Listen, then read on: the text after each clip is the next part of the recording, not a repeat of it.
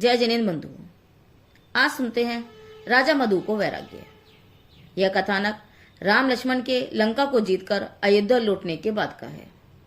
जब राम और लक्ष्मण का राज्याभिषेक हुआ, उसके पश्चात अत्यंत प्रीतिपूर्वक उन्होंने अपने लघु भ्राता शत्रुघ्न से कहा कि बंधु, तुम्हें जो देश पसंद हो वह ले लो। यदि अयोध्या चाहते हो तो आधी अयोध्या ले लो, अथवा राजगरी, पौदमपुर आदि अनेक राजधानियों में से जो तुम्हें पसंद हो वहां राज्य करो। तब शत्रुघ्न ने कहा कि मुझे मथुरा का राज्य दीजिए।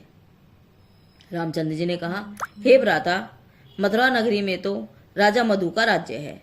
वह रावण का दामाद और अनेक युद्धों में विजय प्राप्त करने वाला चमरेंद्र ने उसे त्रिशूल रत्न दिया है, और उसका पुत्र लवण सागर भी महाशूरवीर है। उन दोनों पिता पुत्र को जीतना कठिन है, इसलिए मथुरा को छोड़कर दूसरा जो भी राज्य तुम्हें अच्छा लगे वह ले लो। शत्रुघ्न ने कहा, मुझे तो मथुरा ही दीजिए।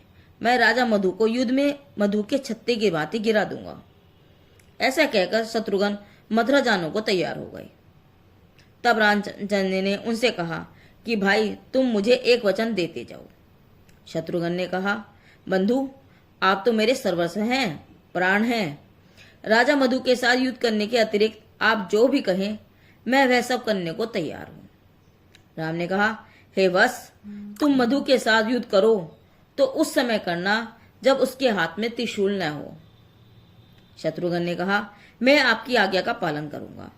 और उसके पश्चात जिनेन्द्र देव की पूजा करके तथा सिद्धों को नमस्कार करके माता के पास आकर शत्रुघ्न ने विदा मांगी। तब माता ने कहा, हे वत्स, तुम्हारी विजय हो। तुम्हारी विजय के पश्चात मैं जिनेन्द्र देव की महापूजा कराऊंगी। सोम मंगल रूप और 3 लोक के मंगलकर्ता श्री जिनेन्द्र देव तुम्हारा मंगल करें। सर्वज्ञ भगवान के प्रसाद से तुम्हारी विजय हो। सिद्ध भगवान तुम्हें सिद्धि करता हूँ। आचार्य, उपाध्याय और साधु परमेष्ठी तुम्हारे विघ्न हरे और कल्याण करे। ऐसा कहकर माता ने मंगलकारी आशीर्वाद दिया। उसे शिरोधार्य करके शत्रुघ्न ने माता को नमस्कार किया और वहां से मथुरा की ओर प्रस्थान किया। लक्ष्मण जी ने उन्हें समुद्राव्रत नामक धनुष देकर कर्तांतवक्र सेनापति को उनके साथ भेजा। शत्रुघ्न सेना सहित मथुरा के निकट आ पहुंचे और जमुना नदी के किनारे पड़ाव डाला। वहां मंत्री चिंता करने लगे कि राजा मधु तो महान योद्धा है और यह शत्रुघ्न बालक है, यह शत्रु को किस प्रकार जीत सकेंगे। तब कर्तांतवक्र सेनापति ने कहा, अरे मंत्री, आप साहस छोड़कर ऐसी कायरता के वचन क्यों निकाल रहे हैं। जिस प्रकार हाथी महाबलवान है और सूंड द्वारा बड़े बड़े वृक्षों को उखाड़ फेंकता है, तदपि सिंह उसे पराजित कर देता है, उसी प्रकार मधु राजा महाबलवान होने पर भी शत्रुघ्न उसे अवश्य जीत लेंगे। सेनापति की बात सुनकर सबको बड़ी प्रसन्नता हुई। इतने में नगर में गए हुए गुप्तचरों ने आकर समाचार दिया कि इस समय राजा मधु वन कीड़ा के लिए नगर के बाहर उपवन में रहता है। उसे खबर तक नहीं है कि आप मथुरा जीतने के लिए आए हैं, इसलिए मथुरा पर आसानी से अधिकार किया जा सकता है। यह सुनकर शत्रुघ्न ने अपने योद्धाओं सहित मथुरा नगरी में प्रवेश किया। जिस प्रकार योगी कर्म नाश करके सिंहपुरी में प्रवेश करते हैं, उसी प्रकार शत्रुघ्न द्वारों को तोड़कर मथुरापुरी में प्रविष्ट हुए और आयुशाला पर अपना अधिकार कर लिया। पर शत्रु के आगमन से नगरजन भयभीत हो गए, किंतु शत्रुघ्न ने ऐसा कहकर उन्हें धैर्य बंधाया कि यहाँ श्री राम का राज्य है, उसमें किसी को दुख या भय नहीं है। शत्रुघ्न ने मथुरा में प्रवेश किया है, यह सुनकर राजा मधु क्रोधपूर्वक उपवन से नगर की ओर आया, परंतु शत्रुघ्न के योद्धाओं ने उसे नगर में प्रवेश नहीं होने दिया। जिस प्रकार मुनिराज के हृदय में मोह का प्रवेश नहीं होता है, उसी प्रकार राजा अनेक उपाय करने पर भी नगर में प्रवेश नहीं कर सका। यद्यपि वह त्रिशूल रहित हो गया था, तथापि महाअभिमान के कारण उसने शत्रुघ्न से युद्ध किया। युद्ध में राजा मधु का पुत्र लवण सागर सेनापति कर्तांतवक्र के प्रहार से मृत्यु को प्राप्त हुआ। पुत्र की मृत्यु देखकर मधु राजा अत्यंत शोक व क्रोध पूर्वक शत्रुघ्न की सेना से युद्ध करने लगा, किंतु जिस प्रकार जिन शासन के शादवादी पंडित के समक्ष कोई एकांतवादी नहीं टिक सकता, उसी प्रकार शत्रुघ्न की वीरता के समक्ष मधु राजा के योद्धा न टिक सके। शत्रुघ्न को दुर्जय समझकर स्वयं को त्रिशूल आयुध रहित जानकर तथा पुत्र की मृत्यु और अपनी भी अल्पायु देखकर मधु राजा अत्यंत पूर्वक विचार करने लगा। अहो, संसार का समस्त आरंभ महाहिंसा रूप एवं दुखदायी है, इसलिए सर्वथा त्याज्य है। मूढ़ जीव इस क्षणभंगु संसार में सुख मान रहे हैं। इस जगत में धर्म ही प्रशंसनीय है।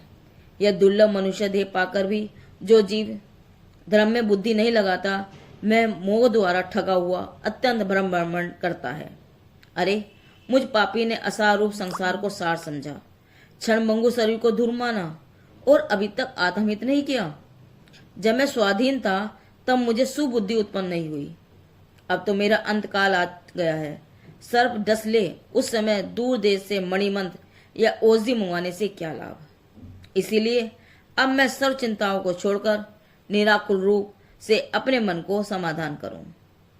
ऐसा विचार करके युद्ध में हाथी के ओहदे पर बैठा हुआ मधु राजा मुनि बनने की भावना भाने लगा और बारंबार अरिहंत सिद्ध आचार्य, उपाध्याय और साधुओं को मनवच काय से नमस्कार करने लगा और सोचने लगा, अनंत सिद्ध आचार्य तथा केवली परिणीत धर्म ही मंगल रूप है, वही उत्तम रूप है और उसी की मुझे शरण है।